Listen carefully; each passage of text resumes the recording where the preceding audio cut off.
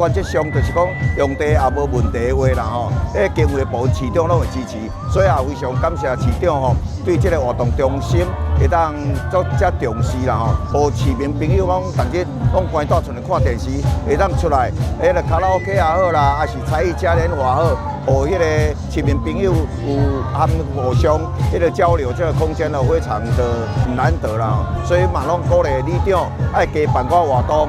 或者里面会当加使用。那未来呢，1楼会作为社区还有里面的一个休闲的活动中心，可以来做办一些研习呀、讲习，或者是说唱歌公所也帮他们准备了一个那个卡拉 OK 的伴唱机，这个都已经有到位。那2楼呢，它未来会作为一个帮助一些失能的长者的一个日照中心。那3楼呢，是我们北区第一座成立的亲子悠游馆。因为阮这活动中心耗资7000多万，外口就一个特色游乐设施，还有500万还没做，应该是在年底就会完成的啦。咱附近这几大人带囡仔来，那白天小孩子有一个地方玩耍，也很安全。社会局这边呢，也规划了2楼是日照中心，3楼是亲子悠游馆。那2楼日照中心呢，在现在完工之后，开始会进行呢下一阶段的内部整修，还有招标，预计在明年年初会开始提供日间照顾的服务。那我们会收60个老长辈来这边接受服务。至于3楼是亲子悠游馆，亲子悠游馆呢在3楼这边提供4岁以下的孩子来这边亲子共乐来游玩。亲子悠游馆呢也欢迎我们的爸爸妈妈带孩子一起来这边享受亲子的一个空间。掌握施政3分钟，台南进步向前冲。3、2、1，请剪彩！共同迎来北区的一大喜事。那这个工程总共在工程硬体的部分花了7042万，那另外内装要570万，然后再加上旁边的特色公园要500万，总共要花了8000多万。那但是可以营造北区的民众一个非常好的一个休闲跟活动中心。1楼是作为社区活动中心，2楼作为长照使用，3楼作为亲子悠游馆，所以说可以是面面俱到，那满足了许多北区的民众的亲子休闲还有社区活动的需求。那希望大家好好利用这个活动中心，能够让社区更活跃，让地方更健全，让民众亲子还有长照能够获得更多的满足。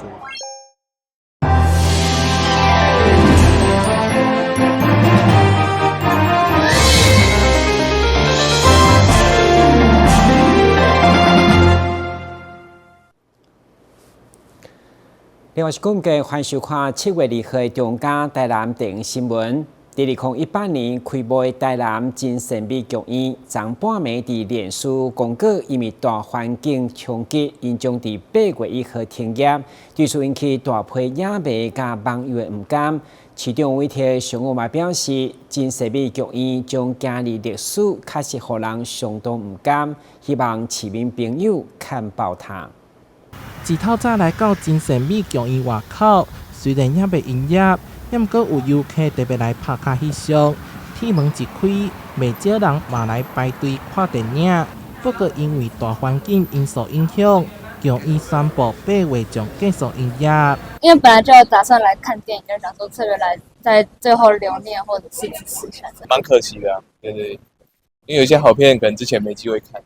对啊，有修复版还可以看一下。真善美剧院伫日本时期是台南知名戏院姜古座，后来由中影接收改名延平戏院，后来因为相关问题荒废10多外，2008年摕资1.8亿改做真善美剧院，除了商业电影，更特别是会选艺文电影播放。成为全台小有的艺术电影院。台南真善美戏院在还没有成立之前呢，大部分就是每一年只能靠就是台南的国宾戏院，它每一年1年1度的光芒影展。那如今呢，他们就是要歇业了要停业了。这对台南市民还有就是喜欢这一类型的一些影片的观众来讲的话是一大损失。我相信，老板会有最好的安排。这个我们也觉得不胜唏嘘，但是我希望事情是不是还有转圜的余地？那还是希望说市民朋友们多去真善美看看电影。真善美剧院属于非常野生市场，经营确实较困难，加上疫情甲后疫情时代影响，网络影视频道兴起，对实体影院的冲击袂小。台南市府表示，未来会持续努力扶持影视产业链，同时希望市民会当多多捧场，互戏院会当继续行落去。台南新闻所发采访报道。为了响应照顾弱势优先，并提高自信化作业流程，市府社会局对今年开始将暑假期间的纸本爱心餐券改做数位化，除了方便弱势家庭的理小用餐需求，嘛欢迎热心企业，其他是善心人士拥有家里对外餐点的服务。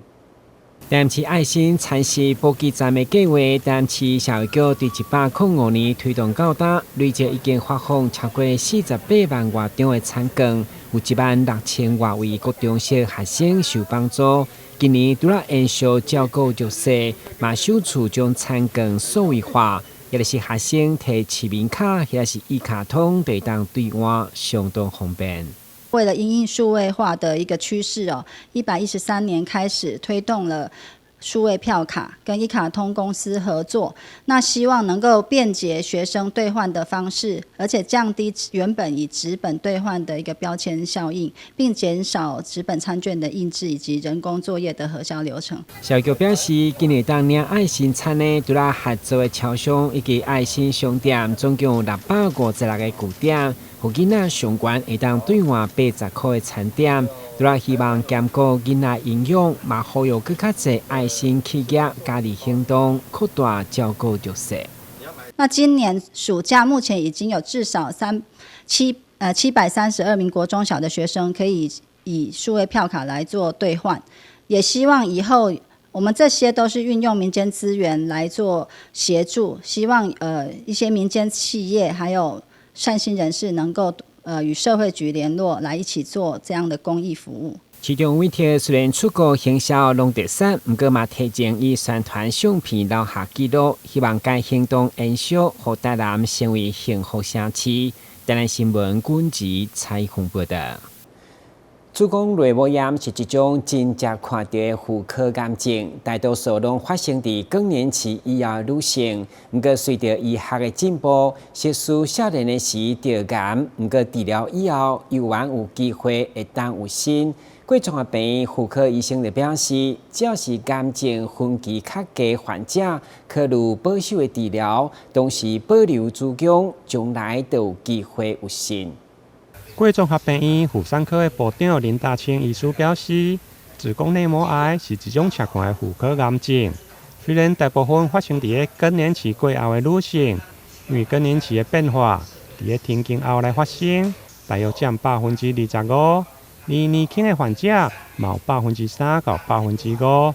真侪年轻的女性在得到子宫内膜癌，一般拢希望会用保留生育的能力。对此，医师会根据患者的年龄甲癌症的分期来制定个人化的治疗方式，希望会用保留一线的生机。第一，你要保留的话，第一你是年轻人，你是很想怀孕。如果你不想要怀孕，你这个当然就不需要去保留这个子宫，就照标准治疗就可以了。第二，你的期数必须比较低，最好是 1A， 低期的。那 1B 勉强，但是你要知道你切的话就比较危险比较高，所以最好是 1A 的。那第二个，你的级数要低，细胞的不好的级数，我们分1、2、3级嘛。那低级数指1跟2，那最好是1。可是我们1、2，你这个可以把它细分，知道它的细胞的比例是多少。我们1跟2跟3，事实上它里面的好细胞跟不好细胞比例是有不一样的比例的。那第三，你的手术是很干净的。那你的电脑断层、核磁共振都表示说，哇，没有什么太大问题。你切下来的东西送去病理科，你也没有发现说它有类似侵犯往外跑的现象。刚才淋巴间它就是已经往外跑了。那第四个，最好是你的切下来的报告说它对黄体素的反应非常良好。那这样的话，即使用口服药或是放避孕器，都可以很有效的把它压抑下来。那这就是我们选择的。所以你只能选择，最好是建议是选择这样子。当然，条件看每个医师的想法，这是我们最好的建议是这样子。林医师表示，因为本身是专攻不孕症，因此接触到的子宫内膜癌患者，大部分拢是年轻者。因为不孕症不容易来排卵，加上肥胖，甚至多囊性卵巢症候群，因此在子宫内膜癌的治疗过后，真侪拢需要做试管婴儿。除非癌症非常的早期，而且内膜无受伤，才有自然受孕的机会。台南新闻林根采访报道。另外，有关尿布性的皮肤炎，嘛是大约5成到6成5个婴仔捌有过无爽快，所以吉米病院对适当前为了守护婴仔的皮肤所推出的全方位计划，伊则到目前的统计，不但有效预防，而且发生率嘛对19.2%降到3.8%。尿布性皮肤炎是因为臀部的皮肤常常接触到排泄物，甲尿布的摩擦造成发炎的反应。可能引发细菌或者是真菌的感染，唔定影响到红婴仔的舒适度，更增加照顾者的担忧甲负担。因此，吉米病院病营室对2020年运用品质管理来进行改善，建立蜜桃全方位防护计划，对屁屁的冲洗、擦拭、搞晒臀，唔定有效来预防尿布性皮肤炎，而且佫大大来降低发生率。从我们的一些文献查证之后，我们就有发现说，其实小朋友主要就是因为呢，他们的屁屁一直持续的浸润在那个尿布便便啊或尿液里面，然后他的屁股一直持续的在尿布里面摩擦，所以呢，我们就利用水洗的方式，那水洗了他的屁屁之后，减少湿纸巾一直去摩擦他的屁股。那再来的话，我们就是用护肤膏的方式，然后就是保护他的皮肤。那再来最重要的就是我们不要一直让他浸泡在他的尿布里面，所以我们就是会适时的帮小朋友做一个亮臀，让他有一个塞屁股的动作，这样子，那就可以减少，就是可以大幅的降低小朋友发生尿布性皮肤炎的几率。吉米病院病营室的团队透过图像式的记忆、教学流程、甲简单的不要随便擦的考诀，嘛互新手爸妈学会要守护红婴仔的皮肤。宝宝出生的时候就是先入病婴室，然后那时候因为对其实小孩照顾上都没有什么就是太多的概念啊，因为病婴室的护理师他们就很好，就会给一些很多卫教啊。刚好那时候宝宝就是因为皮肤都比较敏感，所以就是因为有一些频繁解便的关系，所以他们都会帮忙就是亮臀。那他们就会开始教导我们怎么去就是帮他做这件动作这样子。对，那也因为就是很谢谢就是病婴室的护理师他们的教导，然后让我宝宝后续在屁屁的照顾上其实都没有什么太大问题这样子。吉米病院病营室的护理师陈灵芝表示，尿布性的皮肤炎是一种轻快但会当预防的问题，掌握及时的处理加适当的照护是关键。希望借由提供更好的健康照护，让红婴仔会用远离风屁屁的困扰。台南新闻林根采访报道。中央新闻在基隆，中嘉新闻在台北，中嘉新闻在新北，中嘉新闻在桃园，中嘉新闻在台南，中嘉新闻在高雄，忠实呈现最佳新闻。每周六下午1点，请锁定高雄都会台中嘉新闻周报，带给您最在地的观点，最有人情味的报道。台湾好新闻就在中嘉新闻周报。由中华文化总会所推出的匠人魂系列影片，就是记录台湾百工百业。而目前上新的一个影片是小介台南南华关山专门做手工学堂的张锡斌伯仔囝做回来了解。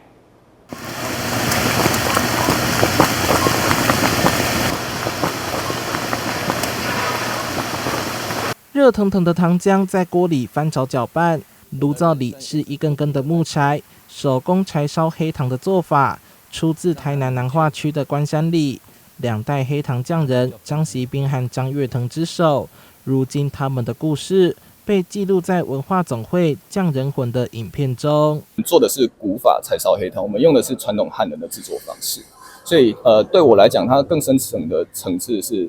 它是一个文化的传承，让我跟家人的关系变得一个很密切的纽带。对，我们在这个工作中互相的磨合，互相的体谅，然后互相学习成长。台湾曾是蔗糖王国，台南更是知名糖都，但在过去，制糖全由官方垄断。手工丝制的黑糖，不仅反映着时代背景、庶民文化，手工熬煮的黑糖，还甜蜜着许多老一辈人的回忆。我们这小时候呢，看阿公、外公在山上种甘蔗。那种糖，我们小孩子呢，这旁边都倒老给的，事实上是忙着吃糖，那真的是以后再吃不到了。现在我以为早就失传了，原来这还在这边有这样子的一个庶民文化，这样一个农村过程，真的是非常非常值得大家来思索探讨的。关山里的风土滋养了2代制糖师，以友善农法种蔗。柴烧古法炼糖，用共同的坚持打造在地文化。记者苏怀台南报道。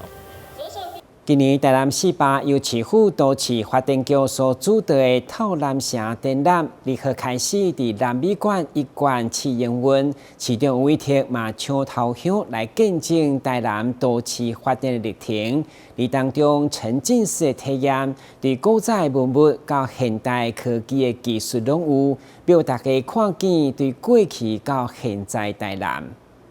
台南是台湾第一个城市，它的城市发展有其独特的历史轨迹。为了见证台南发展的历程，也是台南历史的缩影，由市府都发局所主导、跨局处规划的透南城城市展，7月2号开始试营运。市长黄伟哲也抢先开箱，让大家看见不同时代之下，随着地景、民族和文化的迁徙以及改变，一起见证这座从大航海时代就进入世界视野的台南。而究竟该展览有什么亮点？市长亲自说给你听。府城古都，它除了美食之外，它有许多这个文化宗教的一个历史足迹。那所以说，我相信来到我们具有历史感的台南美术馆1馆，那正好印证的这个历史的足迹，也欢迎大家可以来看看。不管从过去的台南县、南营，或者看现在的台南市府城合并在一起的透南城，都欢迎大家一起来。展览当中有6大场馆，透过沉浸式体验，其中除了光影和水影的科技效果最令人惊艳，在文物部分也让大家看到和治时期的水泥原料就是鹅壳，以及原来日治时代的马桶等卫生设备就长这样，也让参观的议员印象深刻。从里面进去，然后从正式时期到日本殖民时代，然后到现代，这个过去、现在、未来，其实最让我惊艳的就是从过去到日本时代也好，台湾第一次有地下化的所谓的排水系统，所以有看到日治时期的马桶，哇，这都是很特别。展览当中，我们可以看到非常有趣的，就是有最早出现的水龙头跟马桶，这些的文物都可以代表着一个时代的往前进。我们可以看到，从以前清代时期是喝井水，那如厕不是那样子的方便，那如何在清朝时候再转化到一个真正现代化的时期的这个过程？该城市展适逢暑假期间，所以特别安排每周5、6日上午有儿童导览解说，家长得先上网报名即可免费参观。展览即日起试营运，5号正式开展，一直到9月1号。记者郭文吉台南报道。迎接热闹，除了学生参与活动变还，嘛是出国游客甲打工的旺季。不过因为诈骗的手法不断翻新，所以淡市教育局以比赛为例，提醒学生甲家长，一旦出现有丰富的奖金，或者是主办单位无啥清楚，甚至也咧家己来，并且填写固定的资料，拢爱提高警觉。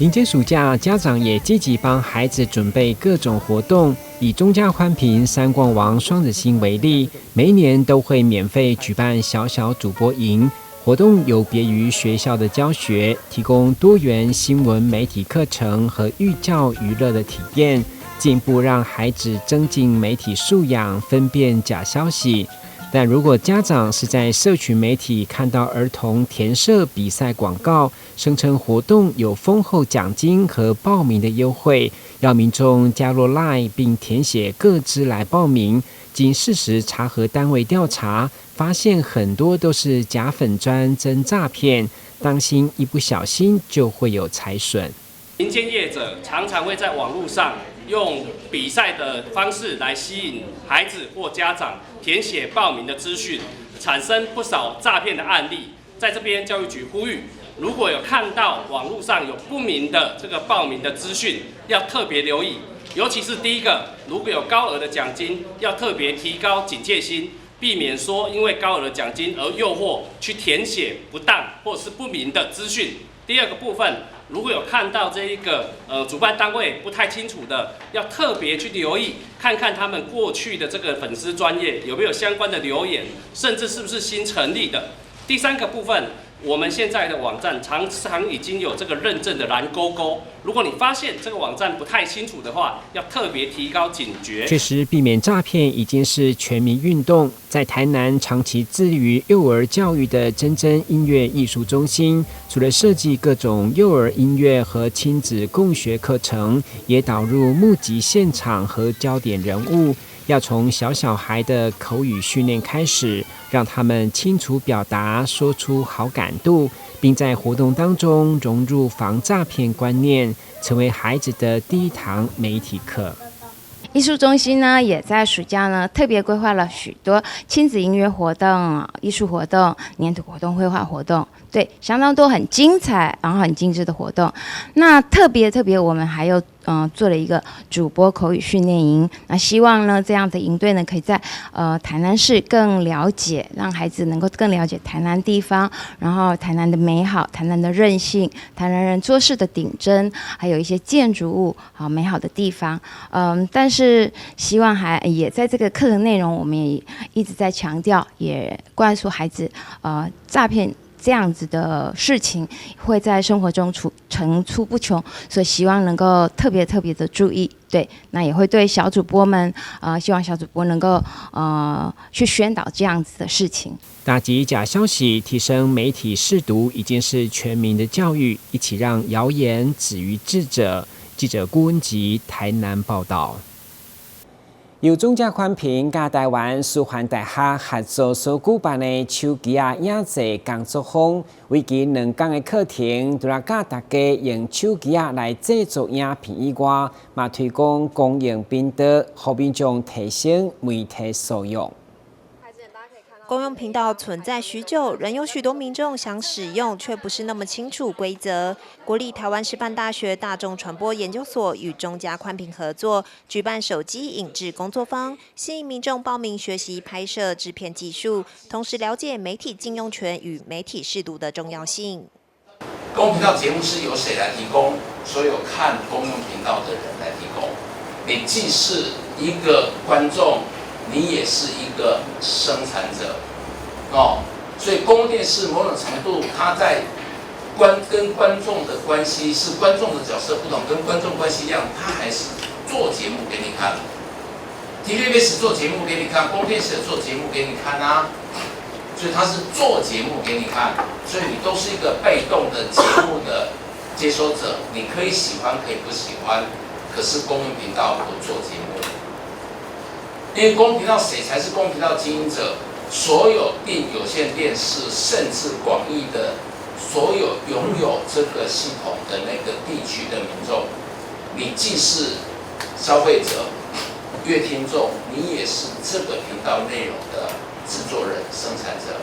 但公共频道就是实践媒体禁用权的一个方式之一嘛，所以民众可以透过投影片，就是把自己的影片放到公共频道上，表达对自己或者是对时政的看法，所以它是一个禁用权的展现，非常